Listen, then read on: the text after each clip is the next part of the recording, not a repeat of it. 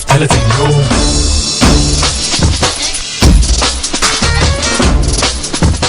ايوه يا تيسير، انا اون لايف اهو. لا ولا بعرف اتعامل معاه ولا نيله، دي حاجه تكسف. ده انا بعمل نفسي ساعات المشغول ومش فاضي، وبخلي الولد مهند الساعي يظبط لي الحاسب عشان ابقى على الشبكه العنكبوتيه. المهم بص بقى، انا عايزك تبدا معايا من الصفر، لو ينفع تبدا من تحت الصفر كمان ابدا. ايه؟ تبرد؟ هي دي بقى ميزه الشبكه العنكبوتيه، تروح عن الواحد كده وتخليه يضحك. طب لا لا لا، استنى ما تقفلش، خلاص انا جاهز اهو، نبدا. ايه اعمل حاجه؟ ايه اول حاجه؟ انقر الفقره. يا ابني ما تلم نفسك. طب ما تقول دوس على الماوس. طب يا تيسير بقول لك مش هقدر افضل اونلاين معاك كده كتير، بفرمك الجهاز كده مش فاضي. لا ولا حاجه، البارتيشن اف فيه مشكله، الظاهر حد فرفط عليه اكل ولا ايه. يلا سلام. خير، ماله البارتيشن اف سلامته؟ معرفش، الظاهر حد مفرفط فيه بقسماط، كل ما باجي افتح فايل كده بلاقي سمسم. تشرب حاجه يا برنس؟ ايه؟ تشرب حاجه يا برنس؟ لا مش عايز دلوقتي، انا شويه كده واخد شوب مانجا زي القهوه اللي انت جايبها دي، ناقصه هي اضطراب نفسي. اتفضل اتفضل، مصر تخليني نيرفس داون وانا بحاول احافظ على اليوتيوب تشانل اللي انا فيه. ناقصه هي اضطراب نفسي، مش كفايه اللي احنا فيه. حدوتة دوتة بعد النوم، حدوتة بعد النوم، حدوتة دوتة بعد النوم، جايب 30 سنة نوم، في حدوتة بعد النوم، ما تصحصح فوق وتنصح. حدوتة دوتة بعد النوم. في ظل التصرفات الغريبة اللي بتحصل كل يوم من أشخاص اتعودنا نسمع أسمائهم في مناصب كبيرة، كان لازم نلاقي حد متخصص يفسر لنا التصرفات دي وإيه هي التفاصيل النفسية لهذه الشخصيات.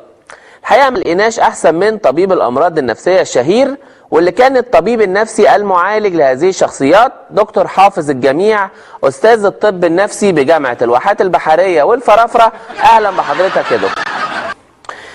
دكتور حافظ، انت قعدت لفترة طويلة جدا الطبيب المعالج لمعظم المسؤولين السابقين. كلمنا عن طبيعة التعامل معهم، كان شكلها ايه؟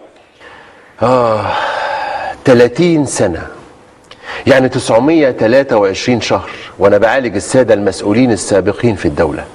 اعالج ده وطبطب على ده وهدف ده واحوله من شحنات سالبة الى شحنات موجبة، ومن شحنات موجبة الى شحنات سالبة وبالعكس، لحد الابلاتين بتاع مخي ما ضرب وقربت ابقى كهربائي. انا يا استاذ سيد من كتر معالجتي ليهم كتبت قصيدة مصر تتحدث مع نفسها. لا يا فندم، هي مصر تتحدث عن نفسها. مع مصر تتحدث مع نفسها. فندم، مصر تتحدث عن نفسها دي بتاع شاعر النيل حافظ ابراهيم. هو حافظ ابراهيم بس، انما انا حافظ الجميع. طيب دكتور حافظ الجميع، تعالى نمسك كده شخصية شخصية ونحاول نحللها مع بعض. ايه تفسيرك للاعب درامز يتحول الى رجل اعمال محتكر؟ ده بتسموه ايه في علم النفس؟ ستيكس، ده الاسم العلمي. بس احنا في حالة زي دي مش بنرجعها لعلم النفس، لا احنا بنرجعها لجرائم النفس، لان مجرد التفكير او التحول في حالة زي دي يعتبر جريمة يعاقب عليها قانون العقوبات. يعني راجل زي ده بتاع دربوكة 1.5، ايه اللي دخله المطبخ السياسي الا اذا كان جعان ومحروم كمان؟ ودي عندنا في علم النفس بنسميها عقدة المطبخ، تشيكن. طيب خلينا يعني نروح لشخصية تانية. طويل، بيفهم في الاتصالات، المقربين منه بيقولوا ان هو راجل نظيف وبيهتم بمظهره. كيف يتعامل الطويل مع من حوله؟ من فوق، الشخص الطويل مغرور بطبعه طبقا لنظرية عنق الزرافة لعالم النفس الروماني غرياني عبد الفضيل.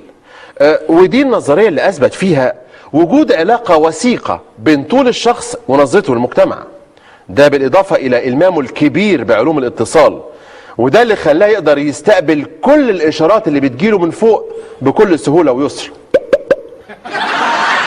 لكن للأسف ما قدرش يستقبل أو يفهم أي إشارات بتجيله من تحت، عشان كده ما قدرش يتواصل مع شعبه. على رأي المثل، الطويل في اللي أطول منه. معلش أنا آسف أستاذ سامع، أنا آسف، أنا آسف سيد، أنا آسف. اتفضل. فاصل سريع وهنرجع مع الدكتور حافظ الجميع. حدوتة دوتة بعد النوم، حدوتة بعد النوم، حدوتة دوتة بعد النوم، حكاية 30 سنة نوم. في حدوتة بعد النوم، ما تصحصح فوق وتنصح. مش من بكرة لا من اليوم. حدوتة دوتة بعد النوم. اهلا بحضراتكم مرة تانية، وبنرجع علشان استكمل لقائنا مع دكتور حافظ الجميع، الطبيب النفسي المعالج لكافة المسؤولين السابقين. دكتور حافظ، يعني تعالى نسيب مصر بقى ونروح للدول العربية المجاورة. اتفضل. لا يا فندم اقعد، لا نسيب مصر بشخصياتها ونحلل شخصيات عربية. شخص بيحكم بقاله 40 سنة وبيتعامل مع شعبه على ان هم جرذان بيطهر البلد منهم شبر شبر وزنجة زنجة، وبيستخدم التوك توك في التنقلات المنزلية. ده تحليله النفسي ايه؟ اوبا. عالم النفس الافغاني مراهم الاهلباني اثبت في نظريته الشهيره يا حست السودا يا نيما ان الجدل حوالين ملابس الزعيم بيخلق منه كائن اسطوري غير سليم. فلو ربطنا بين مخه المطرقع وبين مده حكمه اللي استمرت لاكثر من 40 سنه، على فكره رقم 40 في المنام يعني نكسه، لو ربطنا بين الاثنين هنكتشف ان مخه اصبح بيئه خصبه لنمو الجرذان الصحراويه. ودي عندنا في علم النفس بنسميها شخص مصاب بمرض الجرذانوفوبيا، وهو ده اللي بيعمله مع شعبه بالظبط. طيب دكتور حافظ، هل ما حاولتش تزور المسؤولين السابقين في السجن علشان تطمن عليهم، تشوف حد محتاج حاجة؟ استاذ سيد ارجوك يا استاذ سيد، انا ما احبش اروح السجن، انا ارجوك ما تحرجنيش. يعني ما تروحش ليه؟ يعني في حاجات مثلا بتفكرك بحاجة ولا ليه؟ ارجوك ابوس ايدك يا استاذ سيد، مش عايزك تضغط عليا في الموضوع ده بالذات. لا لازم تقول يا دكتور حافظ، يعني انت خايف من حاجة؟ انا مش خايف من اي حاجه. هخاف من ايه؟ لا شكلك خايف. هم عملوا فيك ايه؟ ارجوك يا استاذ سيد، الكلام اللي هقوله لك ده عايزه يفضل سر بيني وبينك وبين الساده المشاهدين، مش عايز اي حد تاني يعرف عنه اي حاجه. توعدني؟ لا وعد قدام المشاهدين في البيوت، محدش غيرنا كلنا هيعرف. اتفضل. الحكايه بترجع لصيف 2004. تيرارارا يوم ما فكرت اخد سهير مراتي ونطلع نغير جو في لندن. تيرارارا لارارارا. وقتها انا فكرت اكلم كل المسؤولين اللي انا بعالجهم وقلت لهم ان انا هكون موجود بره مصر. تيرارارا. يوميها في واحد مسؤول كبير اتصل بيا وقال لي يا حافظ ما تسافرش بره البلد. قلت له يا فندم دي اول مره اخد اجازه من سنه 81، وبعدين ده كلهم 7 ايام مش اكتر. اتصل بيا وقال لي يا حافظ لو سافرت بره البلد انا حالتي النفسيه هتتاخر. يا حافظ ما تسافرش بره البلد والا مش هيحصل لك كويس. طب وعملت ايه؟ سهير مراتي كانت محضره الشنط ولوازم السفر. تيرارارا. كانت مجهزه لي كل الشنط وكل حاجه، الوكمان بتاعي، شريط عمرو دياب ليلي نهاري. الشريط ده كان اياميها مكسر الدنيا، عامل شغل جامد في السوق يعني. المهم ركبت العربيه وانا سايق في طريقي للمطار حطيت شريط الكاسيت في التسجيل وشغلته. اتصل بيا واحد من المسؤولين وقال لي قال لك ايه؟ كفايه. سهير مراتي كانت اطيب واحن زوجه على مستوى القاهره الكبرى. يوميها انا عرفت يعني ايه يبقى ليلي زي نهاري مفيش فرق. انا كانوا مسميني في المعتقل حافظ طقطوقه.